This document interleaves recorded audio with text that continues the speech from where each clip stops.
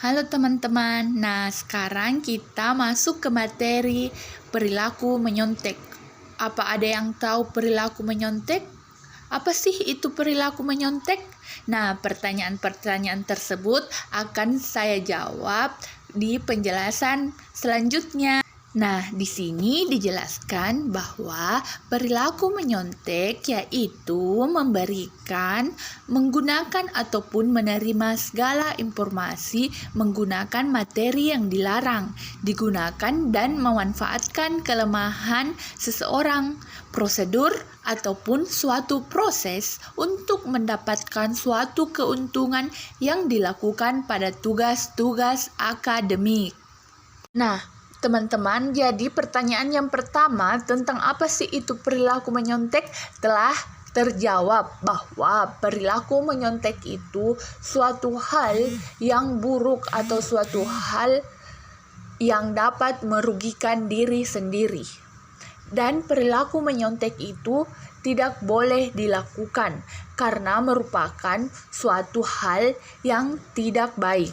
Nah, agar lebih memahami lagi tentang perilaku menyontek, sekarang kita masuk ke bentuk-bentuk perilaku menyontek, di mana hal tersebut terbagi menjadi 4 komponen.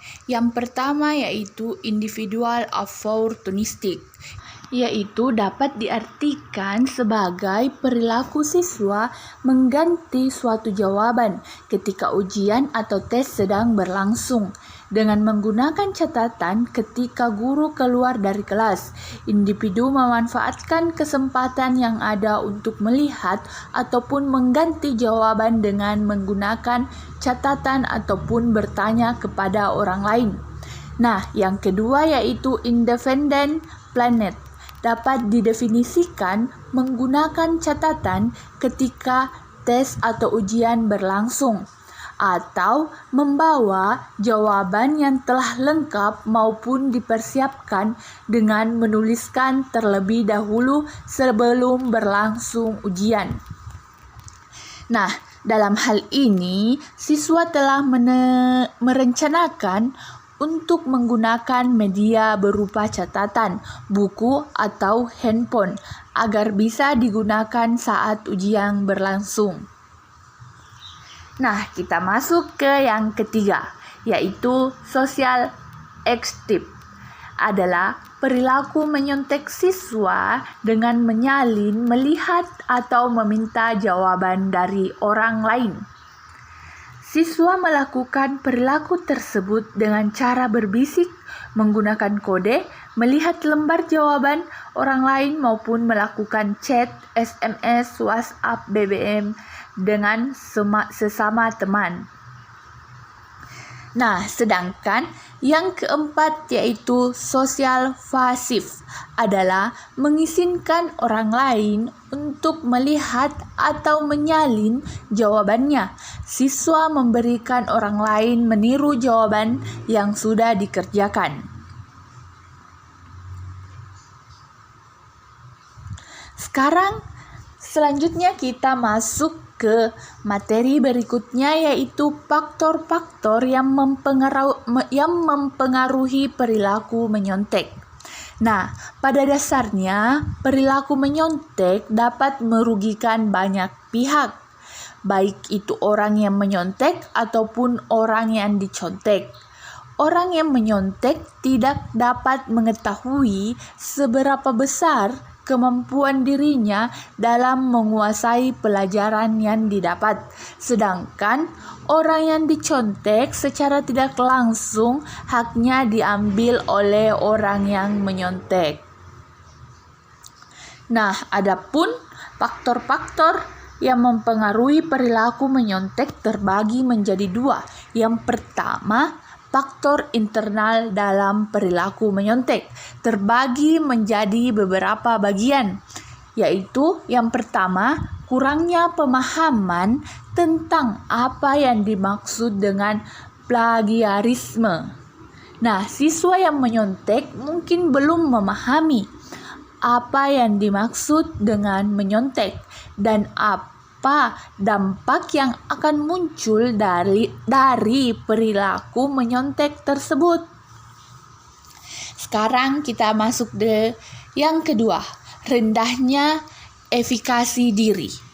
Studi yang dilakukan oleh Murdoch dan Weber tahun 2021 di sekolah menengah atas menemukan bahwa keyakinan diri yang rendah menjadi salah satu indikasi perilaku menyontek. Nah, di tingkat perguruan tinggi, rendahnya keyakinan diri mendorong terjadinya perilaku menyontek.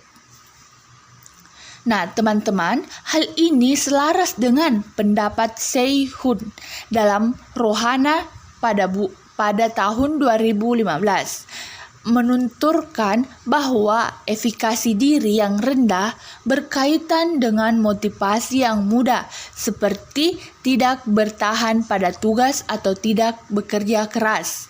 Lebih lanjut, Murdoch dalam Rohana 2015 melaporkan bahwa perilaku menyontek di sekolah sangat terkait dengan siswa yang memiliki persepsi mengenai efikasi diri yang rendah.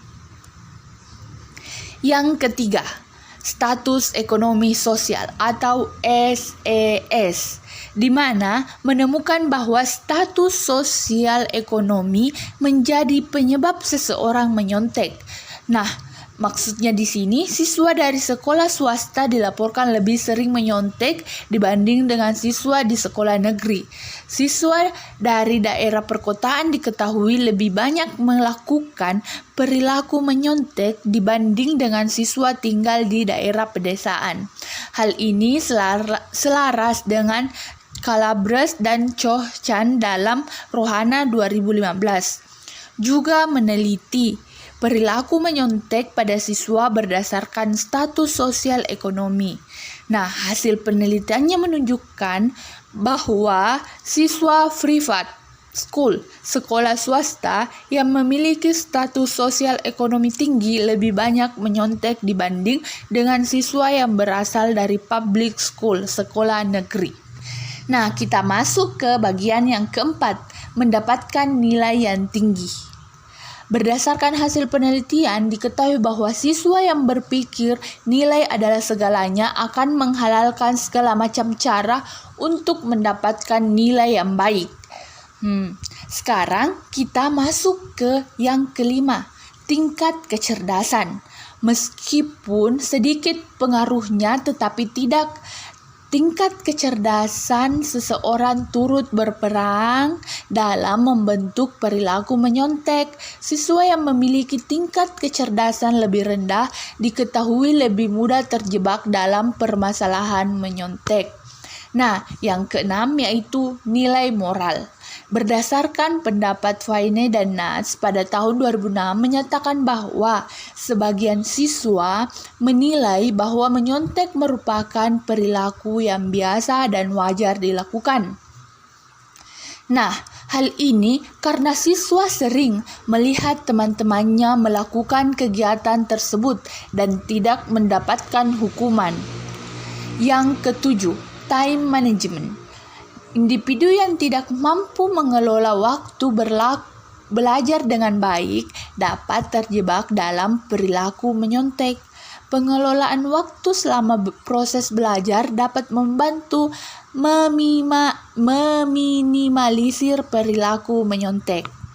Yang kedelapan, prokrastinasi. Nah, siswa yang sudah menunda-nunda pekerjaan mudah menjadi penyontek dibanding siswa yang memiliki perencanaan studi dan menepati waktu belajar yang telah dibuat. Nah, sekarang kita masuk ke materi berikutnya, yaitu faktor eksternal. Nah, yang pertama, tekanan dari teman sebaya. Teman sebaya di sekolah memiliki pengaruh yang besar terhadap perilaku menyontek. Siswa yang tidak mau memberikan jawaban atau mengikuti perilaku menyontek biasanya akan dijauhi, bahkan mendapatkan kekerasan baik secara lisan maupun fisik. Masuk ke yang kedua, tekanan dari orang tua.